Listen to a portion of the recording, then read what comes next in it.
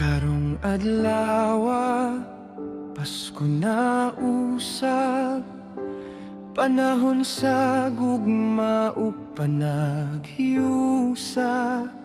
Dinhi sa Kangkue Farmers Association, atong saulogon ng grasya sa Ginoo. Usa ka tuig sa kakugi ug paningkamo, sa umahan natong gipahinungon.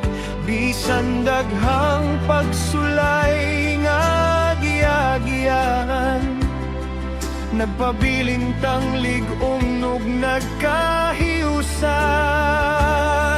Karon atong biyaya, atong ipaambit sa matag usa. Ang gugma ug pagtinabangay mao ang tinuod nga diwa sa Pasko.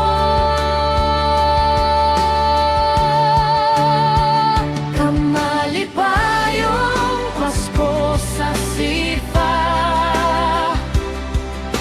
kalipay sa matag pamilya, Magkahihusa, magtinabangay sa gugma nga walay pagbulag. Tugat salamat sa mga opisyal nga nagmandam nining maayong selebrasyon.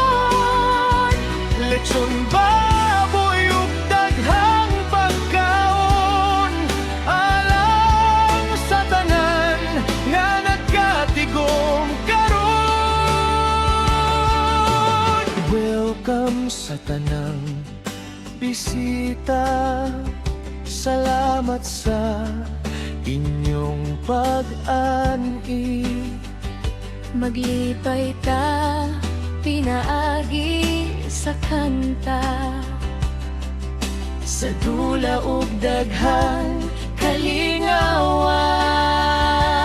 Ang katawa sa matag bata, ang pahiyom sa matag ginikanan. mao'y pinakadakong regalo nga atong madawat karong Pasko. Ang panaghiusa sa matag miyembro, mao ang kusog sa atong asosasyon.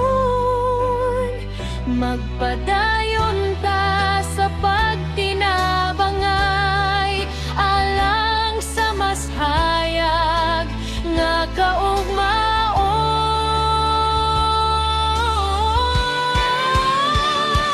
Malibayong Pasko sa sipa, panalangin sa matag panimalay, masagana